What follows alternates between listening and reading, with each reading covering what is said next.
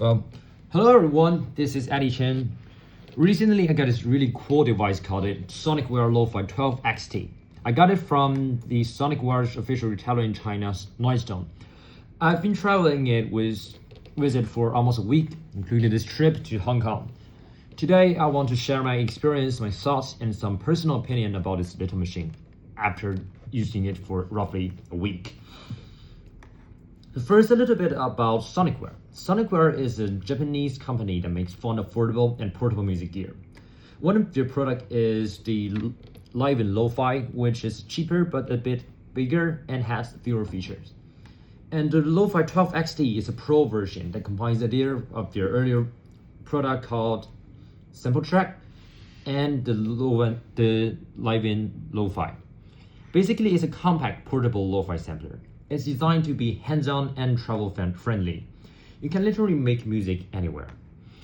The first thing I noticed when I got it is how portable it is. It's such a small gear. It's lightweighted and you can carry it just anywhere.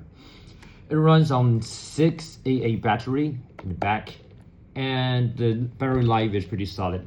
For example, I've used it on a 4-hour flight to Hong Kong. I use it for almost 1.5 or roughly 2 hours. And the battery now still remains almost 100%.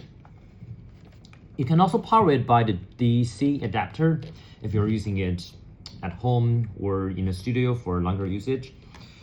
And you can either using a power bank, which is super convenient if you don't have or you don't want to buy any AA batteries. So one of my favorite features is the built-in microphone and the built-in speakers. Well, the speaker is here. Yeah, it sounds terrible, very thin, mostly mid and high, no low end, but it's not for sketching ideas or casual jamming with friends. So you don't have to worry about bringing out headphones with your friends. The built-in microphone is mono and not high quality, but it's perfect for quick recording, like a snap, like vocals, or just a short guitar riff. And just, you have to remind all the time that it's a lo-fi machine. You don't need that high quality recording as you're in your studio. So now what's amazing is that you don't need anything else, just like a single machine here. No cables, no headphones, no battery, no adapters, you can play with it. So that's why it makes it truly portable.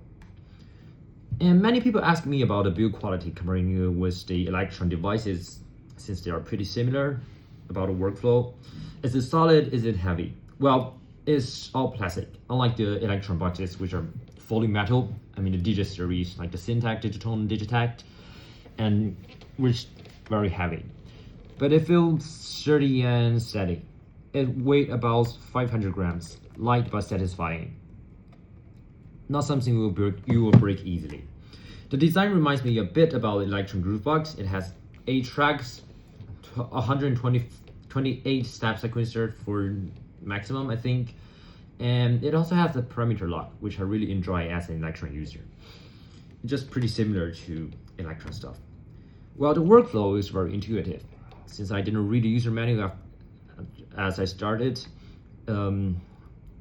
it's very intuitive and easy to learn. You have several pages to choose for each sound and each track, and 4 knobs to change on each page, which is locked to all those parameters. And it also has an the EFX, or the multi-effects, and it has those 2 send tracks, which you can access through, I think it's the M page, 2 send, 1 to the delay, 1 to the reverb. The layout reminds me a little bit of the Korg Electron 2, released in 2013, I think. I've used it a lot last year. It has some same idea, like the signable effects on per track and like a master effect. But here, this one is more smaller and more portable. And of course, it has much more fun than that one. And automating pages are just 1 or 2 buttons if you want to access. Just 1 or 2 button press away. And most parameters are page locked, so you don't need to scroll endlessly. And after a couple of hours, you can memorize what each knob does. And honestly, I think the workflow is easier than most Electron device as a beginner and for a beginner. And talking about the sound engine as it is an instrument, the Lofi 12XT is a sample-based sampler So there's no built-in synth engine. You can play samples in mono and poly and like in slice mode. The slice mode is very similar to the Rode SP44.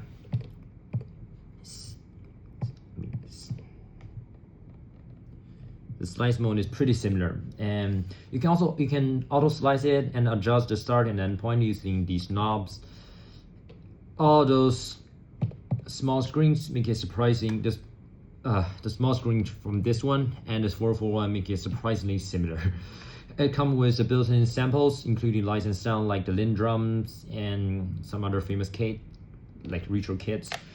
You can also import your own samples, of course, so you don't have to worry about what's inside. It just depends on SD card you plug in. The sound is lo-fi. It supports a 12-bit mode, which is kind of the flavor of this machine, and it's just similar to the built-in like per track overdrive Electron Syntax has. It just adds a little bit of flavor for each track, for each sound, and in this device. And I think that's why it's called the Lo-Fi 12. Some short comparison with other gears, similar one. I mentioned SP44 is heavier and it has no built-in mic or speaker, and it absolutely has more meta diving. Harder to learn and not that intuitive, and that's probably why I sold it. And comparing it with the MPC one I have, MPC is much more larger. You need to power it. It doesn't have any built-in speakers and hard to import sound into it, like using the USB, I think. And some other portable sampler as the Teenage Engineering PO series, the PO33 and the 133. And that one is pretty cheap, but it's limited in possibilities. And also comparing it with the Korg Electribe was pretty similar here. And I think the Electribe also has a sample version, although I'm using the Synth, the blue one. The workflow is pretty similar, but that one was bigger and less portable, and of course less fun, less creativity. So the Lo-Fi 12 XE is a smaller, lighter, and more travel-friendly sample machine. So talking about a little bit of my personal experience, I got it like last Thursday at home and tried it alongside with my Electron gear a little bit, but I was working with my Electron like that, so I didn't have time to deep dive this one deeply. So on the plane, I'll just start experimenting without a user manual because I didn't download it. I was just trying stuff with this page and just pressing it, trying to mess around with it. It was fun, intuitive, and portable, much more easier to learn than I expected. And then in Hong Kong, I carried it everywhere, almost like in restaurants, shopping malls, and even on my hotel bed. It's so lightweight it. I can almost feel like it's nothing in my backpack. Combining with the mic, the speaker, the easy workflow is just such a portable sampler you can play anywhere. So finally, I'm talking about the color. I'm using the retro edition, and I love it. The color gives it a retro 80s to 90s vibe, which is especially fun in Hong Kong. It's such a retro and just nostalgic, beautiful city. While the color might not matter to everyone, for me, it affects the mood, inspires creativity, and makes playing more enjoyable. Just when you're staring at it, you feel you're in the 80s, you're in the last centuries. So overall, the Sonicware Lo-Fi 12 XT is portable, versatile, and fun. So the battery and the built-in mic and speaker, simple workflow, and Lo-Fi sound engine, it's just a complete standalone Lo-Fi sampler device.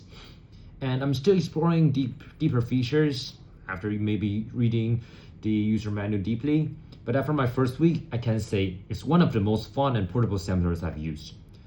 I'm not that sampler version. I love all those group plugs with synth engine. I don't like chopping the samples, slicing it, editing all the sample stuff. I hate it, especially when I was using the SP44 and a little bit on MPC one. Because sometimes it's just irritating because I have to work on it for so long if I'm sitting next to in my studio at home.